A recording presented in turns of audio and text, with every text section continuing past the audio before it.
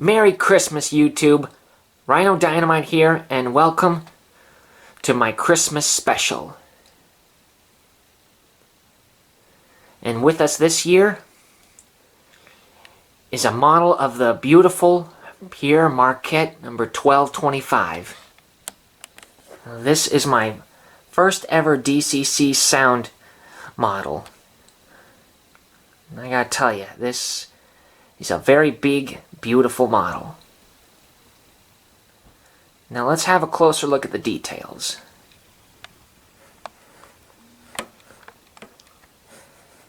Here we have the front coupler and the little cow catcher.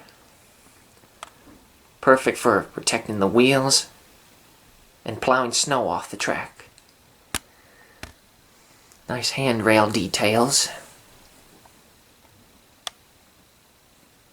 The smoke box. Working headlamp, and it's one very bright headlamp, so don't look straight at it. It'll blind you.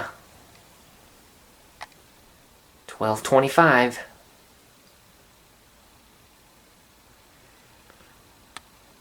There's the bell. Good riveting details.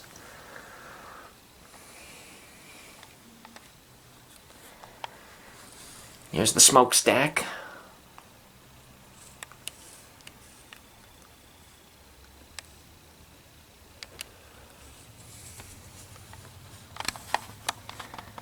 Here's the builder's plate.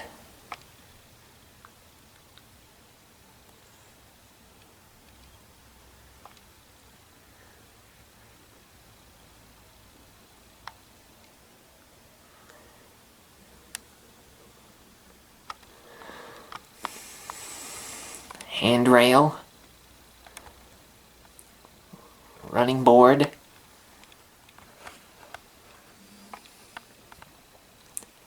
great big cylinders,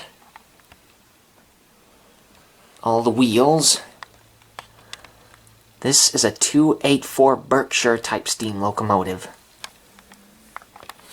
Here we got the leading two wheels to guide the locomotive on the curves. 8 great big powerful drive wheels.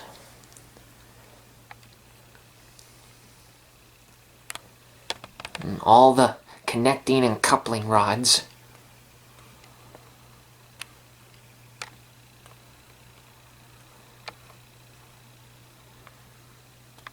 Nicely detailed. And the 4 trailing wheels to support the weight at the back of the engine.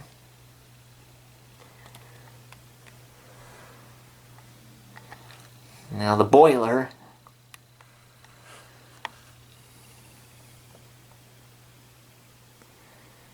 Here we have the whistle and the steam dome.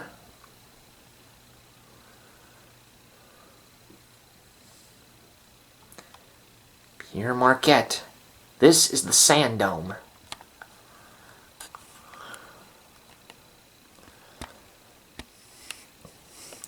Sand on the top of the boiler heats the sand, and it makes for better traction. There's all the pipes the sand travels to down next in front of the drive wheels, front and back, to help grip the rails if they're slippery. And like I said, heated sand makes for better traction.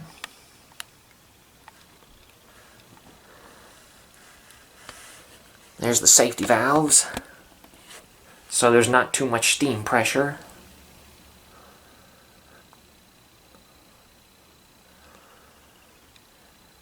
Nicely detailed. And here's the firebox. Lots of rivets.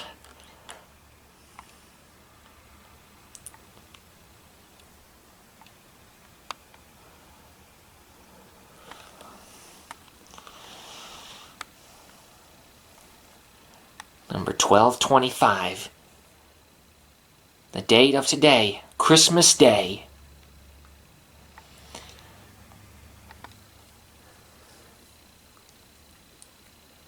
The cab roof with a little door on the roof.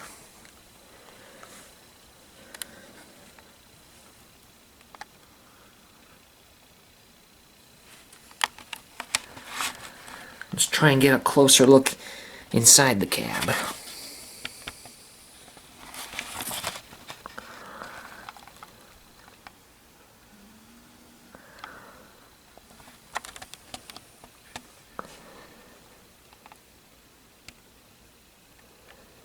It's not quite as detailed as some models, but it's still good.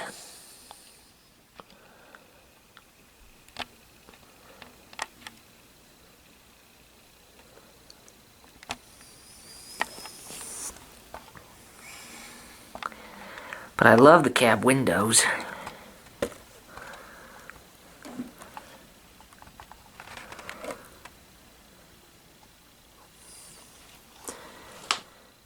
And here we have the tender, Pere Marquette.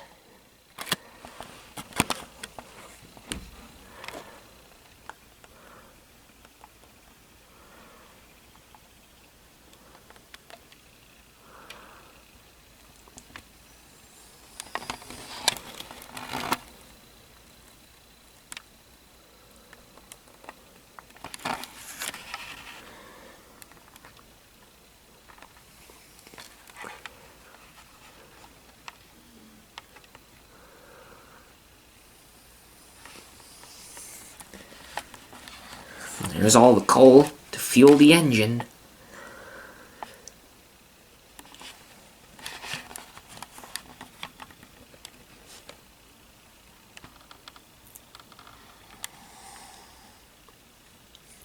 Hatches for the water. The back coupler.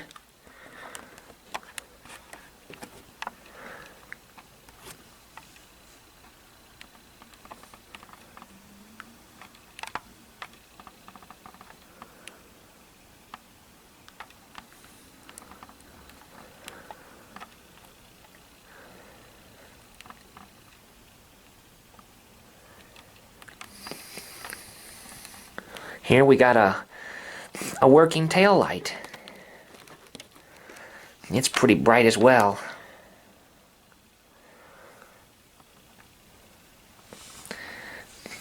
And the tail light only works when the engine is in reverse.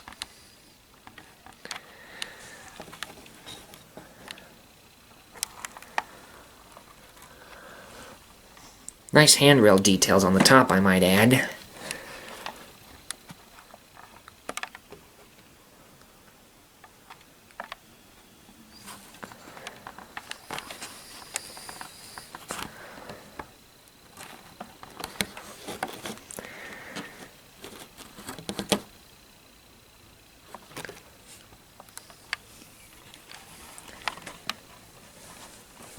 Well, overall, I have to say that this is a great, big, beautiful model.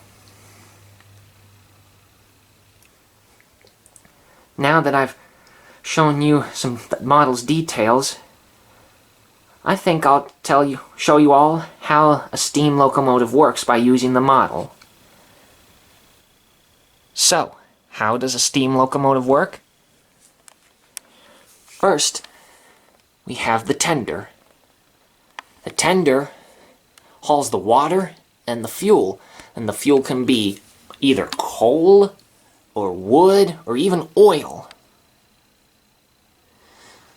Now the coal is stored in the tender until the fireman puts it in the firebox through the firebox door.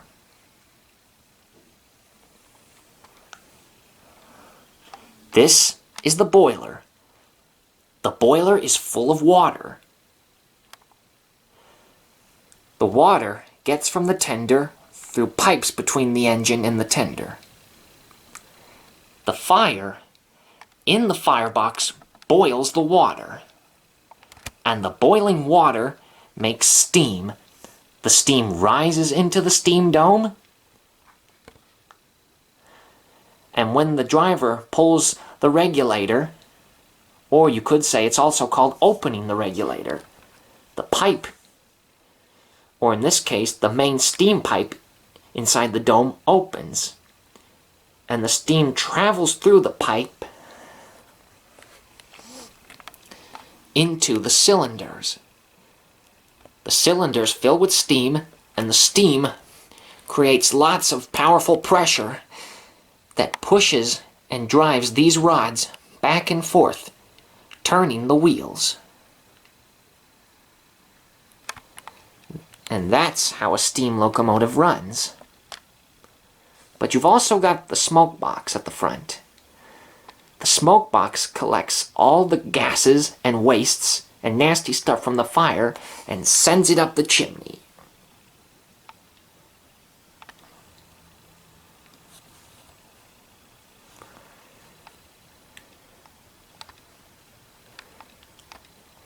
And if you're also curious, the boiler is full of tubes where the gas and wastes and the smoke travel to the smoke box up the chimney. The tubes also carry the heat from the fire to help boil the water. Don't let the boiler get too low on water, or there's going to be a fatal explosion. And that's how a steam locomotive works. Now, let's get on to some history about the real 1225. So, number 1225 was built in October 1941 by the Lima Locomotive Works in Lima, Ohio, at a cost of $200,000 for the Pere Marquette Railway. For the first part of its service life, 1225 was used to shuttle steel and wartime freight between Detroit, Saginaw, Flint, and northern Indiana steel mills. After only 10 years of service, the engine was retired and sent to the scrap yard. Now that's very sad, because 10 years of service is just, well, not long enough for an engine.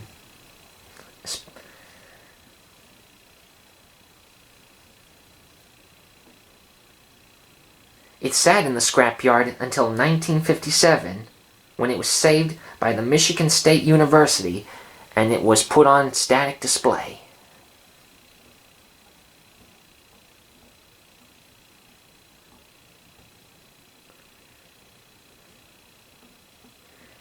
In 1969, however, a group of students from the university formed a group called the Michigan State University Railroad Club in 1971, and they began to restore 1225 to operational condition.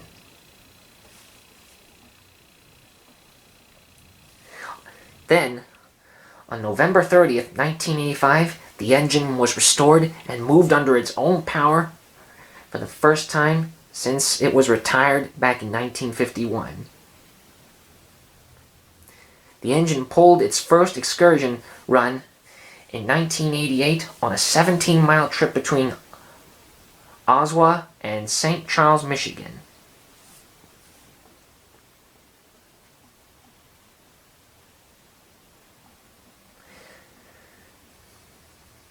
And it's been pulling excursion trains ever since then. And as of today, it is operated by the Steaming Railroading Institute for use on the Great Lakes Central Railroad based out of Oshawa.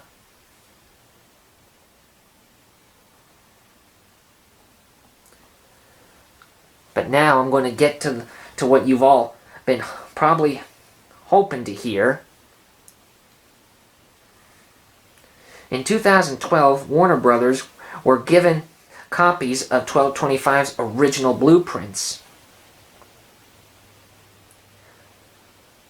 to form the basis of the steam locomotive for the 2004 Christmas movie, The Polar Express, based on a book by the same name.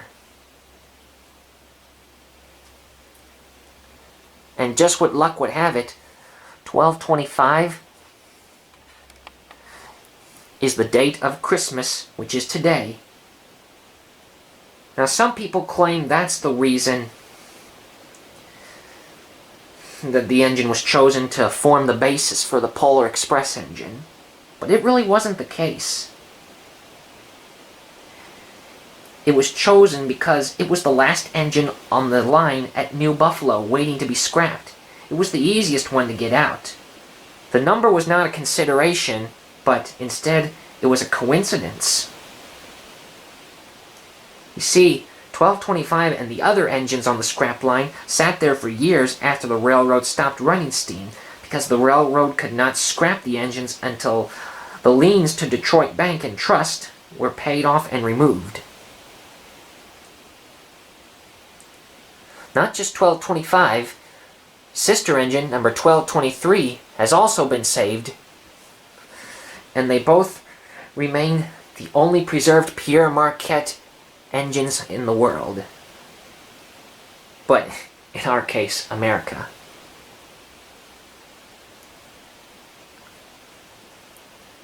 Most preserved mainline excursion steam engines have wheel configurations of 484s, nicknamed Northerns. 1225, however, is a 284 Berkshire.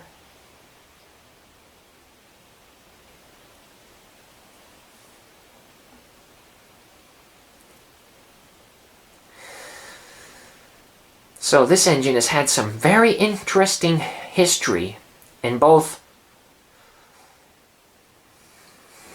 service life, excursion service, and film industry.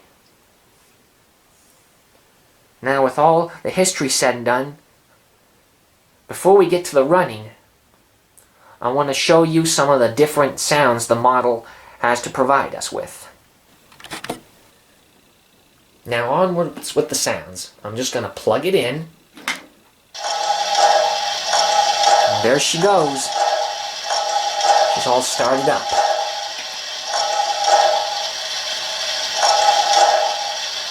Now, if you want to, you can always mute the model and just run it without the sounds. If I push this button. Very quiet. Or you can just use the sounds.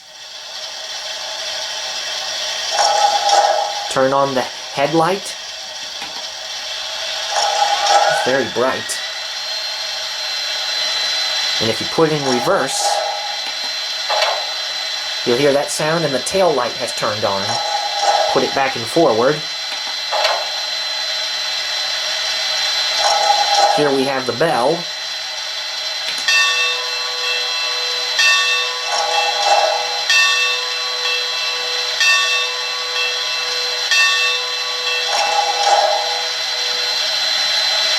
Let's have a long whistle blow.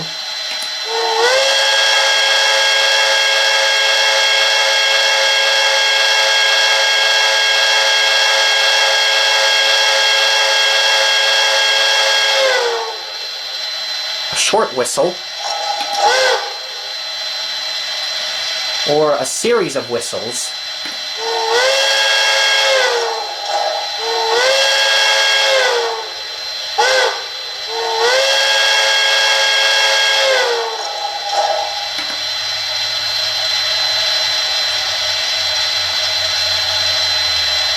Very loud if you ask me, but I love it that way. Well, that's the sounds all done. And what do you say we get to the best part? Go for a little Christmas train ride. So, all aboard!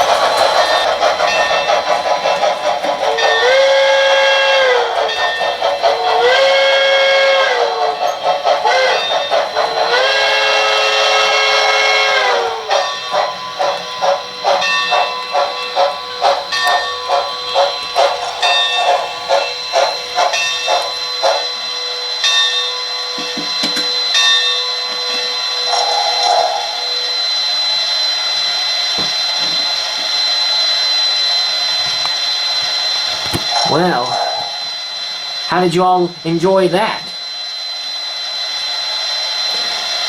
I hope you enjoyed it with Christmas spirit.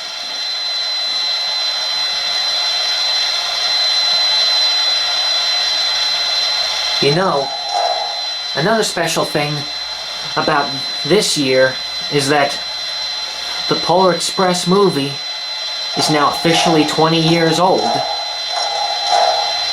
And speaking of the movie, due to its success and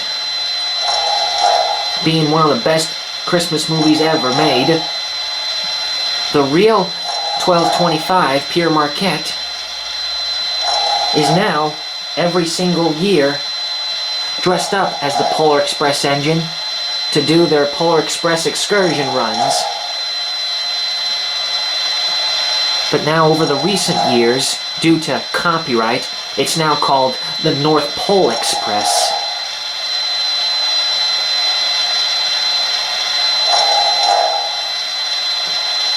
But all the same, it'll always be the Polar Express to me.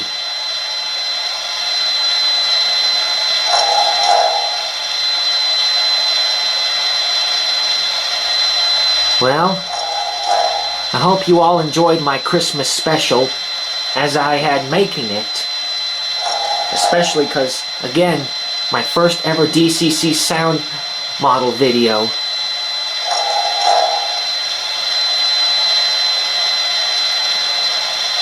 If you enjoyed it, don't forget to like, share, and subscribe if you want more.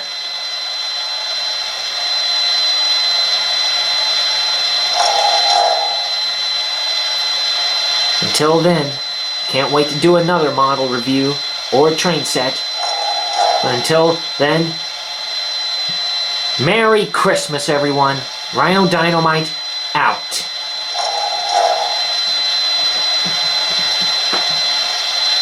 All aboard!